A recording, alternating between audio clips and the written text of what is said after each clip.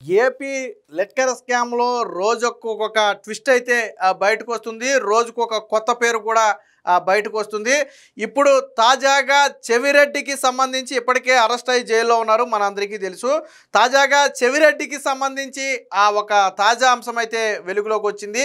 ఏంటయ్యా అంటే, గతంలో 8 డొల్ల కంపెనీలను చెవిరెడ్డి భాస్కర్ రెడ్డి సృష్టించాడు.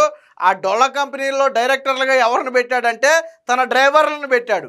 ఆ డొల్ల కంపెనీలకు బినామీలుగా ఎవరిని పెట్టాడయ్యా అంటే తన బంధువుల్ని పెట్టాడు. అంటే అంతిమంగా డ్రైవర్లనే డైరెక్టర్లుగాను బంధువులనే బినామీలుగాను మార్చి ఏదైతే ఈ లిక్కర్ స్కామ్ సొమ్ముందో దీని నల్లధనం మొత్తానికి కూడా తెల్లధనంగా మార్చడానికి విశ్వ ప్రయత్నం చేశాడు. కాకపోతే ఇక్కడ చిన్న పప్పులో కాలేశాడు. ఏంటో తెలుసా, ఈ కంపెనీలన్నీ కూడా ఒకే అడ్రస్ మీద ఏర్పాటు చేయడం జరిగింది. దాదాపుగా మెజారిటీ కంపెనీలన్నీ కూడా ఒకే అడ్రస్ ఉంది.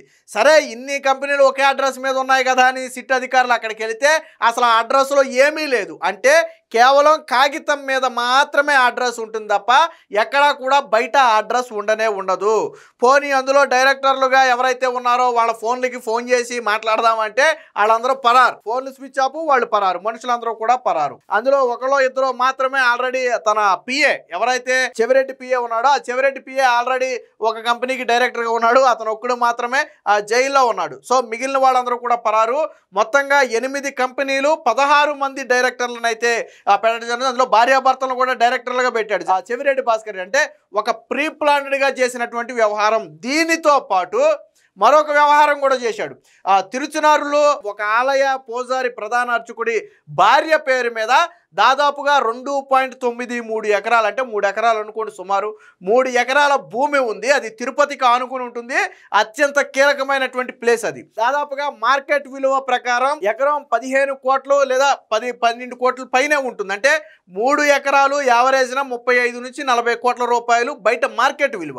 అంత ఖరీదైన భూమి మీద చెవిరెడ్డి కొనుబడింది. దాంతో ఏం చేశాడు, అధికారంలో ఉన్నారు కాబట్టి వాళ్ళు ఏదనుకుంటే అదే జరుగుద్ది. ఏం చేశాడు, వాళ్ళకు కేవలం మార్కెట్ విలువ ప్రకారం చూసినా కానీ దానికి దాదాపుగా 3 కోట్ల రూపాయలు చెల్లించాలి. కానీ కేవలం 24 లక్షల రూపాయలు మాత్రమే వాళ్ళకు చెల్లించి, అంటే తన భార్యకు చెక్కు రూపంలో ఇచ్చి మిగిలిన ఇవ్వకుండా ఈ కంపెనీలోకి మార్చేశాడు. ఎలా మార్చాడు అంటే దానికి ఒక కథ ఉంది, చాలా స్పష్టంగా ఉంది. దాని ముందు అసలు విషయంలోకి వెళ్ళిన తర్వాత ఆ కథ ఏంటనేది మీకు చెప్తాను. ఇక్కడ చూడండి, డ్రైవర్లే డైరెక్టర్లు, బంధువులే బినామీలు, సగం ఇలా పేర్లు పెట్టి సినిమాలు తీస్తే సూపర్ హిట్ అవుతాయేమో. జగన్మోహన్ రెడ్డి లిక్కర్ స్కామ్ సంబంధించి ఎంటైర్ మొత్తం ఈ విచారణ ఆధారంగా ఒక సినిమా తీస్తే సూపర్ డూపర్ హిట్ అవుద్ది. ఏదో పెద్ద పెద్ద డాన్లు మనం ఈ సినిమాలు చూస్తుంటాం కదా, సో అంతకు మించి ఉంది. ఇందులో ట్విస్ట్ మీద ట్విస్ట్, ట్విస్ట్ మీద ట్విస్ట్. అదంటే ఇంకా కథ కల్పించి రాయాలా, ఇదైతే జెన్యూన్ ఒరిజినల్ కథ, ఉన్నది ఉన్నట్టు తీసేయచ్చు. సో ఆ స్థాయిలో ఉంది వీళ్ళది. ఇది ఎక్కడైనా అంటే ఆల్రెడీ ఇప్పుడు జగన్మోహన్ రెడ్డికి అత్యంత సన్నిహితుడు, భారతీరెడ్డికి బంధువైనటువంటి అక్కడ సునీల్ రెడ్డిని అదుపులోకి తీసుకునే అవకాశం ఉంది. సునీల్ రెడ్డి కంపెనీలో ఏకదాటిగా సోదాలు చేశారు. సునీల్ రెడ్డి ఎవరయ్యా అంటే జగన్మోహన్ రెడ్డికి డొల్ల కంపెనీని సృష్టించే తెర వెనక వ్యక్తి. సో వరుసకు సోదరుడు అవుతాడు. ఇక్కడేమో ఇది. అంటే చూడండి మరి ఏ స్థాయిలో లిక్కర్ స్కామ్ కథలు నడుస్తున్నాయో. డ్రైవర్లే డైరెక్టర్లు, బంధువులే బినామీలు, 8 డొల్ల కంపెనీలు, 16 మంది బినామీలు. మద్యం ముడుపుల సొత్తును వైట్లోకి మార్చేందుకు చెవిరెడ్డి ఎత్తుగడ. తిరుచునారులో 35-36 కోట్ల విలువైన భూమిని కేవలం 2.93 కోట్లకే సొంతం. విక్రయదారుడికి 24 లక్షల రూపాయలు మాత్రమే. మిగిలిన సొమ్ము బినామీ సంస్థల్లోకి. సిట్ దర్యాప్తులో వెలుగులోకి. వాస్తవానికి తీగలాగితే డొంకగది. మొన్న చెవిరెడ్డి భాస్కర్ రెడ్డిని ఏదో కోర్టుకు హాజరుపరిచి జైలు తీసుకెళ్లే సమయంలో ఆ మీడియా వాళ్ళు కనపడుతూ మాట్లాడు. తప్పు చేయలేదు, సత్యం గెలుస్తుంది, నిజాయితీగా బయటకు వస్తాననేది మాటలు చెప్పాడు. ఇక జీవితాంతం నువ్వు తలకిందులుగా తపస్సు చేసినా నువ్వు నిజాయితీ పడుగా బయటకు వస్తావు అంటే కష్టమే. ఎందుకంటే ఇంత స్పష్టమైన ఆధారాలు సిట్ సేకరించింది. సో ఈ నీతులు మాత్రం బాగా చెప్తారు వీళ్ళు. డ్రైవర్ పేరట ఓ కంపెనీ, పిఏ యజమానిగా మరో కంపెనీ, ప్రధాన అనుచరులు సమీప బంధువులు డైరెక్టర్లుగా మరొక కంపెనీ. ఇలా ఒకటో రెండో కాదు, ఏకంగా 8 సంస్థలను రిజిస్టర్ చేయించారు. ఒక్కొక్క దాంట్లో 2 చొప్పున మొత్తం 16 మంది డైరెక్టర్లను పెట్టి డొల్ల కంపెనీలను సృష్టించండి. ఇందాకే చెప్పినట్టుగా ఇవన్నీ ఒకే చిరునామాతో ఉంటాయి. ఇవన్నీ ఒకేసారి ఒకే ఒకే చిరునామాతో ఏర్పాటయ్యాయి. మద్యం ముడుపుల ద్వారా కొల్లగొట్టిన నల్లధనాన్ని తెల్లగా మార్చుకునేందుకు వైకాపా నేత మద్యం కుంభకోణంలో కీలక నిందితుడు చెవిరెడ్డి భాస్కర్ రెడ్డి A38 నిందితుడిన అనుసరించిన నేర విధానం ఇది. డొల్ల కంపెనీలు బినామీ డైరెక్టర్లను అడ్డం పెట్టుకుని తిరుచునారులో ప్రధాన ఆలయ అర్చకుడి భార్య పేరిట ఉన్న 35-36 కోట్ల విలువైన స్థలాన్ని కేవలం 2.93 కోట్లకే సొంతం చేసుకునే ప్రయత్నం అయితే చేశాడు. ఇది సిట్ అధికారులు తేల్చింది ఏంటంటే 24 లక్షలు మాత్రమే ఇచ్చారు. సరే 2 కోట్లకో 3 కోట్లకో సొంతం చేసుకున్నాడు అనుకుందాం, సరే తక్కువ రేటే అనుకుందాం. పోనీ ఆ డబ్బు మొత్తం ఆవిడికి ఇచ్చాడంటే ఇవ్వలేదు, కేవలం 24 లక్షలే ఇచ్చి మిగతా డబ్బుని ఏమని రిజిస్ట్రేషన్ చేశాడో చూడండి. ఇది ఒక పెద్ద ఇదిగా ఉంటుంది. సో పూజారి భూమిని చౌకగా కొట్టేశారు. తిరుచునారు అమ్మవారి ఆలయ ప్రధాన అర్చకుడి భార్య రేణుక పేరు మీద తిరుచునూరులో ఒకే చోట 2.93 ఎకరాల భూమి ఉంది. దాని మార్కెట్ విలువ 35-36 కోట్లు. తిరుపతి నగరానికి పక్కనే ఉన్న ఈ విలువైన భూమిపై కన్నేసిన చెవిరెడ్డి భాస్కర్ రెడ్డి దాన్ని 2.93 కోట్లకే తన పరం చేసుకున్నాడు. ఇది మద్యం సొమ్మేనని సిట్టు గుర్తించింది. సరే 3 కోట్లు 2.93 కోట్లు తీసుకున్నాడు, మరి ఇచ్చాడా?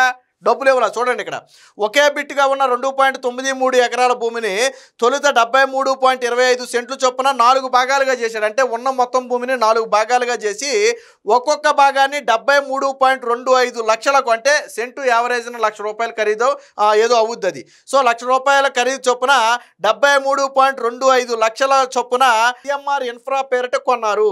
చెవిరెడ్డి భాస్కర్ రెడ్డి రెండో కుమారుడైన హర్షిత్ రెడ్డి ఆ సంస్థ తరపున ఆథరైజ్డ్ సిగ్నేటరీ వ్యవహరించాడంటే చెవిరెడ్డి భాస్కర్ రెడ్డి కొడుకు ఆధ్వర్యంలో నడిచినటువంటి కంపెనీ అది. సో సరే 4 భాగాలుగా విభజించారు. ఒక్కొక్క భాగానికి 73 లక్షలు యావరేజ్న. డాక్యుమెంట్ ధర ప్రకారం చూసినా సరే మొత్తం 2.93 కోట్లు రేణుకకు చెల్లించాలి. కానీ ఒక్కొక్క భాగానికి 6 లక్షల చొప్పున 4 భాగాలకు కలిపి 24 లక్షలకు ఆవిడికి చెక్ ఇచ్చారు.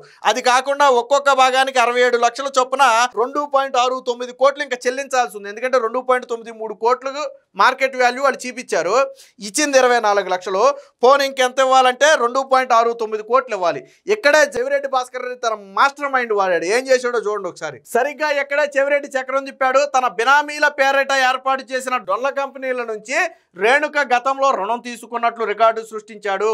తనకు చెల్లించాల్సిన మిగతా సొమ్మును ఆ సంస్థలకు చెల్లించాలని రేణుక కోరినట్లుగాను, తదనుగుణంగా ఆ సొమ్ము మొత్తం ఆ డైరెక్టర్ల ఖాతాలో జమ చేసినట్లుగాను ఆ విక్రయ డాక్యుమెంట్లో రాయించారు. వాస్తవానికి ఇక్కడ చూడండి ఎంత పకడ్బందీ ప్లాన్ వేశాడంటే 2.93 కోట్లు అనుకోండి, 3 కోట్లు ఆ మహిళకి ఇవ్వాలి. ఏం చేశాడు ఇక్కడ చెవిరెడ్డి అంటే అక్కడ నుంచి డొల్ల కంపెనీలు సృష్టించాడు. చూసారా? ఆ డొల్ల కంపెనీల్లో 4 డొల్ల కంపెనీల నుంచి ఈ రేణుకనే మహిళ అప్పు తీసుకున్నట్టుగాను, ఆ అప్పు చెల్లించలేకపోతుంది కాబట్టి అమ్మిన భూమిలో వచ్చిన సొమ్మును ఆ 4 సంస్థలకు చెల్లించి మిగిలిన 24 లక్షలు తనకి ఇవ్వాలని తాను కోరినట్లుగాను, అందుకనే 24 లక్షలు మాత్రమే రేణుకకి ఇచ్చి మిగిలిన 2.69 కోట్లను ఈ 4 సంస్థలకు బాకీ కింద జమ చేసినట్టుగాను డాక్యుమెంట్లో రాయించేశాడు. చూడండి ఎంత పెద్ద స్కెచ్ చేశాడో చూడండి. వాళ్ళ కంపెనీయే డొల్ల కంపెనీ, దాని నుంచి వాళ్ళు రూపాయి తీసుకోవాలా, వాళ్ళు బయటికి నోరెప్పి మాట్లాడలేని పరిస్థితి, చెవిరెడ్డి భాస్కర్ రెడ్డిని ఎదిరించలేని పరిస్థితి. కాబట్టి ఇచ్చిన 24 లక్షలు తీసుకుని గుమ్మున బాధపడుతూ కూర్చున్నారు. కానీ విక్రయ డాక్యుమెంట్లో 24 లక్షలు అంటే చెల్లదు కదా. 3 ఎకరాల భూమి 24 లక్షలకి ఎలా ఇస్తారు? దాని మార్కెట్ వాల్యూ కూడా ఎక్కువే ఉంటుంది కదా. కాబట్టి ఏం చేశాడు, మిగిలిన సొమ్ముని కంపెనీలో జమ చేసేసాము. దీంతో రేణుక బాకీ క్లియర్ అయిపోయింది. కంపెనీలకు కట్టాల్సిన డబ్బు నేను కట్టేశాను రేణుకు బదులు, కాబట్టి సరిపోయింది. ఇది చెవిరెడ్డి ఆడిన నాటకం. ఎంత పెద్ద స్కెచ్ చేశాడో చూడండి ఇది. సో మొత్తం 8 డొల్ల కంపెనీల్లోని 16 మంది బెనామీ డైరెక్టర్లకి ఒక్కొక్కరికి రేణుక 33.62 లక్షల చొప్పున అప్పు ఉన్నట్లుగా చూపించి మొత్తం 2.69 కోట్లను ఆయా సంస్థల ఖాతాలోకి మళ్లించుకున్నారు. ఇలా దాదాపుగా 35-36 కోట్ల విలువైన స్థలాన్ని సమకూర్చుకున్నారు. ఒకే రోజులో ఈ లావాదేవీలన్నీ కూడా జరిపారు. ఒకే రోజు కంపెనీలు ప్రారంభించారు. ఒకే అడ్రస్ మీద కంపెనీలు ప్రారంభించారు. ఆ కొన్న భూమిని ఈ లావాదేవీలు 4 కంపెనీలు 5 కంపెనీలకి ఏదైతే లావాదేవీలు ఉన్నాయో ఇవన్నీ కూడా ఒకే రోజు ముగించేశారు. ఇక్కడ చూడండి, ఇక ఫోన్లు స్విచ్ ఆఫ్, డైరెక్టర్లు పరారు. ఈయన పక్కన పెడితే ఇదిగో ఇది ప్రారంభించిన కంపెనీ, వాళ్ళ పేర్లు ఎవరెవరు ఉన్నారు ఇక్కడ చూడండి. శోభా డెవలపర్స్ అని లోకేశ్వర్ రెడ్డి, శోభారాణి, వీళ్ళిద్దరు ఎవరంటే భార్యాభర్తలు. అలాగే భీమన్ రెడ్డి అనే వ్యక్తి సన్నిహితుడు, నాగేశ్వరరావు అనే వ్యక్తి భీమన్ రెడ్డి తల్లి. అలాగే మునిశంకర్ రెడ్డి అనే వ్యక్తి మేనలుడు, జస్వంత్ అనే వ్యక్తి మామ. అలాగే వినయ్ కుమార్ అనే వ్యక్తి తనకు అనుచరుడు, హేమంత్ అనే వ్యక్తి కూడా అనుచరుడు. హరీష్ కుమార్ అనే వ్యక్తి డ్రైవరు, మహేశ్వర్ రెడ్డి అనే వ్యక్తి అనుచరుడు. జితేంద్ర అనే వ్యక్తి ఏమో సోదరుడు, కుమారి అనే వ్యక్తి ఏమో జితేందర్ తల్లి. ఇక్కడ కూడా చూడండి, ఇక్కడేమో తల్లి కొడుకుని పెట్టాడు, ఇక్కడ కూడా తల్లి కొడుకుని పెట్టాడు. ఇక లోకేశ్వర్ రెడ్డి, శోభారాణి భార్యాభర్తలు. లత అనే వ్యక్తి సమీప బంధువు, సునంద అనే వ్యక్తి మరదలవుతుంది. ఇక నవీన్ కృష్ణ అంటే చెవిరెడ్డి భాస్కర్ రెడ్డి పిఏ, ఇప్పుడు అరెస్ట్ అయ్యి జైల్లో ఉన్నాడు. ఇంకో వ్యక్తి తిరీష. ఇది మొత్తంగా. సరే, ఈ డైరెక్టర్లుగా ఉన్న వాళ్ళ పేర్లన్నీ కంపెనీ లిస్ట్ లో ఉంటాయి కదా, వీళ్ళకు ఫోన్లు చేస్తే ఫోన్లన్నీ స్విచ్ ఆఫ్ చేసి పరారైపోయారు. ఇక్కడ ఎవరూ లేరు. ఒక్క పిఏగా ఉన్నటువంటి ఎవరైతే ఈ కృష్ణ అనే వ్యక్తి ఉన్నాడో, నవీన్ కృష్ణ అనే వ్యక్తి, ఈ ఒక్క వ్యక్తే జైల్లో ఉన్నాడు ఆల్రెడీ. ఈయన పిఏగా ఉండి వ్యవహారాలు నడిపాడు కాబట్టి అరెస్ట్ చేశారు. బట్ మిగిలిన 15 మంది కూడా పరారైపోయారు. అటు డ్రైవర్లు, బంధువులు, అనుచరులతో పాటు అందరూ కూడా పరారైపోయారు. ఎవరు కూడా ఒక్కరు కూడా లేరు. సో ఈ డొల్ల కంపెనీలన్నీ 2021 ఏప్రిల్ 7, 12వ తేదీల్లో వాటిని రిజిస్టర్ చేశారు. సిట్ అధికారులు అక్కడికి వెళ్ళి చూడగా అసలు అవి ఉనికిలోనే లేవు. ఆ సంస్థలన్నీ కేవలం కాగితం మీదే ఉన్నాయి. ఆ కంపెనీలో ఉన్న డైరెక్టర్లుగా ఉన్న వారంతా భాస్కర్ రెడ్డి డ్రైవర్లు, పిఏలు, కుటుంబ సభ్యులు, సమీప బంధువులేనని తేలింది. ఈ చిరునామాలోకి వెళ్ళి తనిఖీలు చేయగా వారెవరూ కూడా అక్కర్లేరు. ఫోన్లో సంప్రదించేందుకు ప్రయత్నించగా అందరూ స్విచ్ ఆఫ్ చేసి పారిపోయారు. వీరందరినీ కూడా చెవిరెడ్డి భాస్కర్ రెడ్డి పరారీ చేయించుంటాడనేది సిట్ అనుమానం. చూడండి, అతనుకు మించిన గనుడు ఆచంట మల్లన్న అని చెప్పి అటు జగన్మోహన్ రెడ్డి, ఇటు చెవిరెడ్డి భాస్కర్ రెడ్డి ఒకరికొకరు పోటీ పడి మరీ డొల్ల కంపెనీలు సృష్టించి బ్లాక్ మనీని వైట్ మనీ చేసే ప్రయత్నం చేశారు.